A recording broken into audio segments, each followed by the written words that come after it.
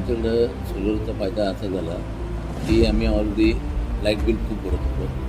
पण एक FM solar या कंपनीचे अमोल गौरव म्हणणे ते आमच्याकडे आले. मला ती माहिती सांगितल्यानंतर मला ते पटली.